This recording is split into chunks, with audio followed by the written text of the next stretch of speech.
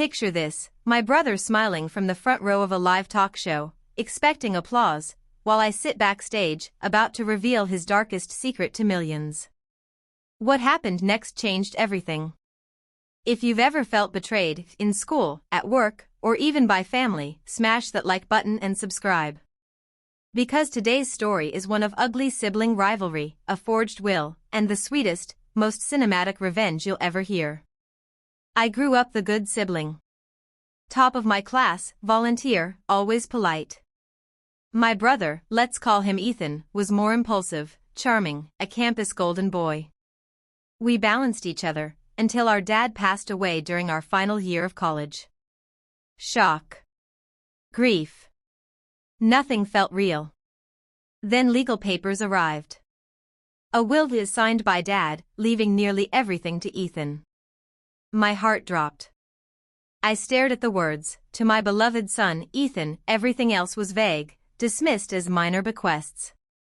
Inside, I felt my stomach tighten like steel coils. My vision blurred. I remember pacing the tiny apartment hallway at 2 a.m., lights flicking on and off, whispers in my head, this can't be real. Soon rumors spread. Ethan started telling people Dad believed I was ungrateful, lazy, a leech. At college networking dinners, alumni asked about his future, and I heard them whisper, never could stand his sister. Professors asked why I dropped a scholarship I never even had. My reputation cratered. I'd catch strangers' eyes, pity masquerading as contempt. In giant lecture halls, I'd feel invisible, or worse, seen as a burden. My textbooks felt like weights. Every morning, I clasped the dorm railings, jaw tight, chest burning, the fight-or-flight instinct pulsing in my veins. I wanted justice. I wanted my life back. One night, digging through our dad's old folders, mementos, tax returns, I saw an emailed PDF draft of the will, dated months after Dad fell ill. The signed document looked too clean, typed in Dad's shaky handwriting. My pulse raced. My fingertips trembled. I grabbed my phone. I called the attorney who actually drafted the will. His voice stood calm but firm after a pause. There was no will, not that version. Ethan came in last month, said Dad asked him for an update, then walked out with that one. But he provided no signature sample. My palm turned damp. My blood felt hot, but something switched, resolve. I wouldn't live in the ruins he built. I could have gone to court quietly. But I wanted the world to hear. I wanted Ethan's performance exposed, where he was at his most arrogant, on live TV. So I did it systematically. Leverage, I quietly contacted the talk show that had invited Ethan, the campus conscience, telling them I had irrefutable proof of fraud. Evidence, photos of the draft, the attorney's affidavit, voice notes of emotional breakdowns in private, caught accidentally on my recorder. Psychology, I planned to let Ethan think he was untouchable. Show up, slap on that smirk, and wait until he walked into his own trap. I recall the night before, my hands shook as I printed everything in the dark, paused by the glow of my desk lamp, whispering, this is now or never. Camera lights swivel. Audience hushes.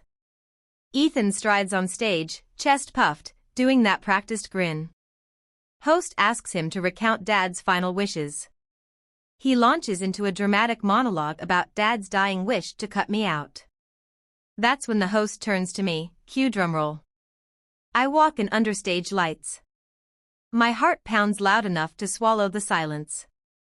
I stand beside Ethan. His eyes flick at me, shock, defiance, panic. I open my folder. I pull out the attorney's affidavit.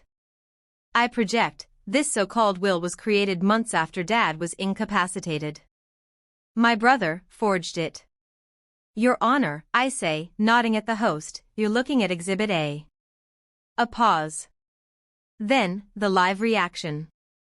Ethan's face drains, veins stand out on his neck, his jaw clenches. He stammers. Audience gasps. The host does a slow spin mic to Ethan, any response? Ethan sputters, attempts to justify. Limbic panic glimmers in his eyes. That's not the whole story. Yes, it is, I say, chest tight, adrenaline roaring. I go on, I have emails. Attorney confirmation. Even his own voice admitting he thought Dad was done for when drafting it. I open voice notes, audience winces as his private words play. Ethan stands, fists clenched. Security moves in. He yells, "You betrayed me." And suddenly I see it, the wounded little brother, overshadowed by me, afraid of being outdone. I breathe in, shoulders shaking. I didn't betray you. You betrayed Dad, his memory, and me. My voice cracks, anger, grief, relief flowing together.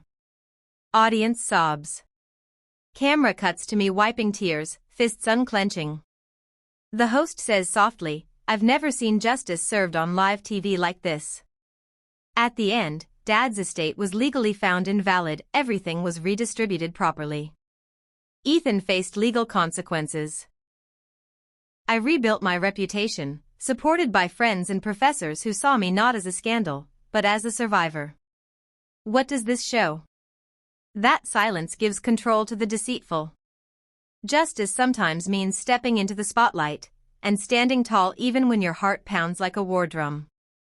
If hearing that courtroom spectacle gave you goosebumps, hit like and drop a comment. What's the most satisfying revenge or justice you've ever seen? Earned, not toxic.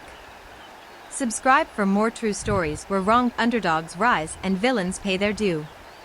You deserve to watch good triumph.